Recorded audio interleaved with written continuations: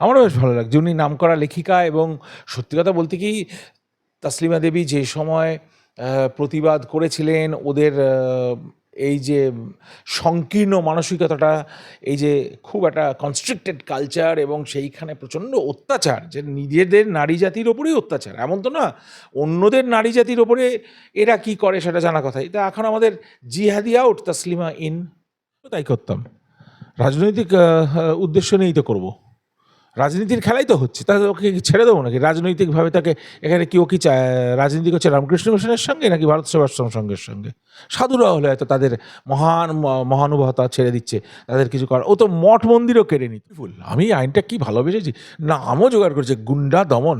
Well done শুভেন্দুবাবু, thank. দেখছেন news 16 Bharat, রাজনীতির অন্তরালে সত্যের সন্ধানে।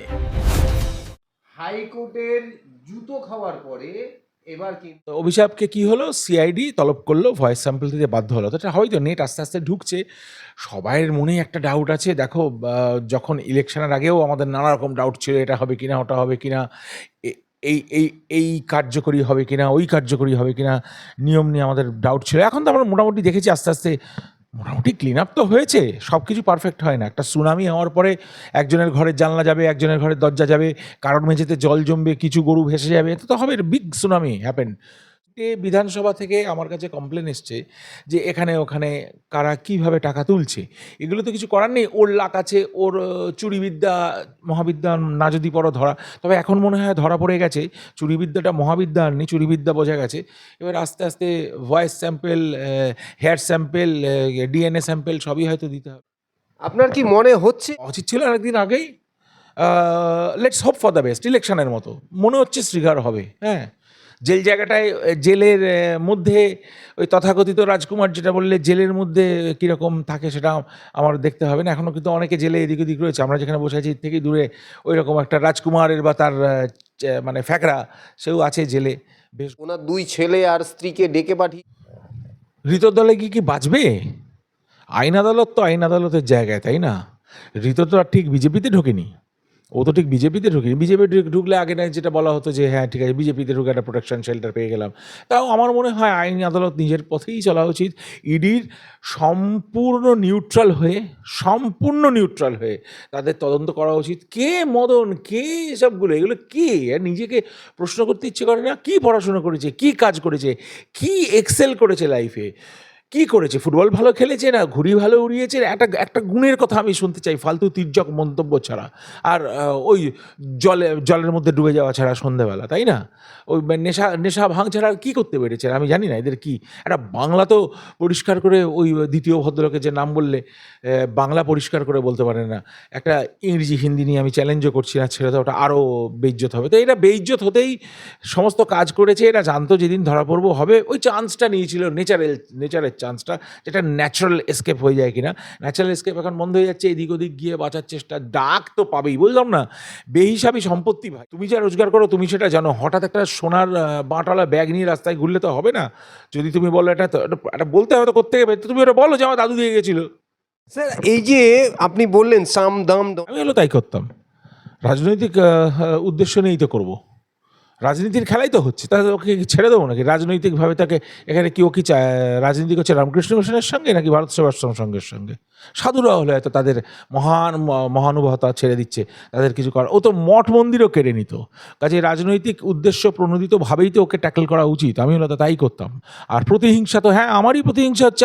আমার বাড়ির রাস্তা খেয়ে পাঁচিলটা দেখো তো আমার বাড়ি যাওয়ার কতটা উইড থাকতে পারে। পাঁচিলটা এমনভাবে তুলেছে দেখা যায় না, তার উপরে কনস্ট্রাকশন করেছে হেলে আমার ওটা। তো আমারও তো প্রতিহিংসা জেগে রয়েছে ভাই। আমি যেদিনই মানে মনে হবে যে আমি সঠিক ক্ষমতা অবলম্বন করেছি, আমি তো আমার বাড়ির সামনে ইলিগাল কনস্ট্রাকশনগুলো ভাঙাবো। সিসিটিভি দিয়ে আমার প্রিভেসি নষ্ট করা রয়েছে, ওগুলো করার ওর কোনো অধিকার আছে নাকি? ও কোন কোন কোন চোরের রাজা? ও কোন চোরের রাজপুত্র যে ওইরকমভাবে করবে? প্রতিহিংসা আছে জেনে রাখ, ভালো ম্যান করে লজ্জাও, এগুলো লজ্জাহীন। আসলে পড়াশোনা করেনি তো, ছোটোবেলা থেকে টিচারের কাছে কানমোলা খায়নি। কোন কুলে জন্ম হয়েছিল ভগবান জানে। বন্দ্যোপাধ্যায় কুলকে তো নষ্ট করে দেয়। এগুলো হচ্ছে মানে কী বলবো, জেহাদি ব্যানার্জি বোধ হয়, এগুলো ব্রাহ্মণ ব্যানার্জি না। এই তৃণমূল থেকে এক কী লজ্জা। তবে ওর আইকিউ লেভেল একদম ভেরি পুয়ার, একদম মানে কোন ক্লাস কীভাবে পাশ করেছে জানি না, ওই এরকম করে কথা বলে একটা ম্যানারিজম আছে, এদিক ওদিক করে সুন্দরী মহিলা, তিনি অ্যাডভান্টেজ পেয়েছেন, স্ক্রিনের অ্যাডভান্টেজ পেয়েছেন, তাই জন্য। কিসের ধোঁয়া দেখেছেন নাকি গাঁজার ধোঁয়া? অনেক সময় গাঁজা খেলে চোখে মনে হয় না এক টানেতে যেমন তেমন, দুই টানেতে সুখে। একটা গান ছিল কিশোর কুমারের, অবশ্য বাজে গান, আমি কোনোদিন গাইনি, কিন্তু আমি শুনেছি গানটা, বন্ধুরা তখন শুনতো। তারপরে ওই আর কি, মানে চোখে সব ওই গাঁজার ধোঁয়া হতে পারে, ধূপের ধোঁয়া হতে পারে, কিসের ধোঁয়া জানি না, মৃতদেহের ধোঁয়া আশা করি সেগুলো নয়। এখন তো ক্রিমেশনটা ক্লোজ চেম্বারে হয়। ও এখন এইটা ছাড়া কোনো উপায় নেই। বিজেপি নেবে কিনা সেটা বিজেপির দেখার। আমি তো বিজেপির মালিক হলে কথাটা বলার জন্য কিছু করতাম। ওকে, আমার দলে তোকে কে বলেছে, আমার কথাটা নিতে তোকে কে বলেছে, আমি তাই ইস্যু করতাম। ও বুঝবে। এখন এখানে তো সবই লেনদেনের খেলা, যে যেরকমভাবে যেটা নেয়, যে যেখানে যতটা ভিড়তে পারে নির্লজ্জভাবে এখন ভিড়বে। আমার মনে হয় বিজেপির দরজা এখনও এইসব নিম্নমানের, নিম্ন রুচির লোকের জন্য বন্ধ আছে বা রাখা উচিত। আর একটু সতর্ক হওয়া উচিত আমাদের, এর কাকে নেওয়া হবে কি হবে না। এই যে তসলিমা নাসরিন, আমারও বেশ ভালো লাগছে। উনি নামকরা লেখিকা, এবং সত্যি কথা বলতে কি, তসলিমা দেবী যে সময় প্রতিবাদ করেছিলেন, ওদের এই যে সংকীর্ণ মানসিকতাটা, এই যে খুব একটা কনস্ট্রিক্টেড কালচার, এবং সেইখানে প্রচণ্ড অত্যাচার, যে নিজেদের নারী জাতির ওপরেই অত্যাচার, এমন তো না অন্যদের নারী জাতির ওপরে এরা কি করে সেটা জানা কথাই। তা এখন আমাদের জিহাদি আউট, তসলিমা ইন। ভয় আউট, ভরসা ইন, জিহাদি আউট, তসলিমা ইন। ওনার আসা উচিত। কলকাতা সিট অফ কালচার, উনি বাংলা ভাষী মানুষ, ওই মহিলাকে সম্মান দেওয়া উচিত। উনি আসবেন, উনি যা বলতে চান বলবে। ক্রেজও প্রচণ্ড হবে, রবীন্দ্রসদন ভেঙে পড়বে, এটাও আমি জানি। প্রচণ্ড মানে এরকমের মানুষ ওনাকে এভাবে দেখতে চায়। প্রথম কথা, সেই সময়টা বিতর্কিত ছিল, এবং ওই তোষণের জন্যই, অ্যাপিজমেন্ট পলিটিক্সের জন্যই ওনার আসা হয়নি। কে রিস্ক নেবে ভাই, এ কেউ খচে যাবে কি, রেগে যাবে। এখন তো কেউ রেগে গিয়েও লাভ নেই, মেজাজ খচাটে করেও লাভ নেই। বিধায়ক ভাঙড়ের যে বিধায়ক নওশাদ সিদ্দিকী, একটা উন্নয়ন তো বটেই, মুসলমানদের টাইট করাটা ভীষণ উন্নয়ন। কেন কি, তোমার ধরো, আমি যেমন বাঁদর খুব ভালোবাসি, হনুমান দারুণবাসী, আমরা তো ওর থেকেই এসছি। সায়েন্স বলছে, তাই না? ডারউইন সাহেব বলে গেছে আমরা হনুমান থেকে, ওই শিম্পাঞ্জি থেকে গরিলা হয়ে বিভিন্ন পথ ঘুরে আমরা আজকে হোমোসেপিয়েন্স হয়ে দাঁড়িয়েছি, তাই না? হনুমান বাঁদর আমি ভীষণ ভালোবাসি, কিন্তু যে বাঁদরটা বাঁদরামি করে বেশি, তাকে তো টাইট দিতে হয় না। কাশিতে দেখতাম বাঁদর এসে এই করছে, এই করছে, একটু অত্যাচার করছে, তাদের সাধুরা খেতে দিত, কিন্তু একটা লাঠি রাখতো, এরকম ঠক ঠক ঠক করে বাঁদরটাকে তাড়ানো হতো। ওটা একটা বিরাট, ঠিকই বলেছে তো, ও বুদ্ধি আছে লোকটা। কে এটা? Naushad Siddiqui. Class 10 pass, sure? জানি না, সে এগুলো বলা উচিত না, কিন্তু ক্লাস 10টা পাস না করে এরা বসে কী করে? কোন চেয়ারে বসে? ভাঙা চেয়ার নাকি ইয়ের চেয়ার, পার্লামেন্ট হাউসের চেয়ার? না, পার্লামেন্ট না, বোধহয় অ্যাসেম্বলির চেয়ার পেয়েছিল। ও চোরের ব্যাপার, চোরের এখন অসুবিধা হয়ে গেছে, কারণ পুলিশটা করা হবে। হ্যাঁ, আর টাইট দেওয়া কাজ কি না কাজ সেটা অন্য কথা। আমরা বা বিজেপি পার্টি বা সরকার এখন যা ভালো বুঝবে সেটা করবে। মোস্টলি ভালোই হচ্ছে। ওই কমপ্লেনটা ওর করে কোনো লাভ নেই, তাসলিমাকে নিয়েও কমপ্লেন করে কোনো লাভ নেই। আগের প্রশ্নই তোমার ছিল, আমি আরেকজনের কথা অ্যাড করে দিচ্ছি। দেখলাম এই সিপিএমের ভদ্রলোক আছে, দারুণ সব বিধান দিলেন। আগেকার দিন যে বিধান দিত না পণ্ডিতরা বসে, তা সেই বিধানটা লোকে শুনতে পায়। এই হেন এক ছেঁচড়া মানুষ, সে আবার অনেক রকম বিধান দিলেন। দেখলাম যে তাসলিমা আসা উচিত কি উচিত নয়, হলে ভালো। আরে তোমার ভালো জানতে চেয়েছে কে? Just get lost. আমরা এখন তাসলিমাকে আনছি, তোমার যদি গিলতে হয় গেলো।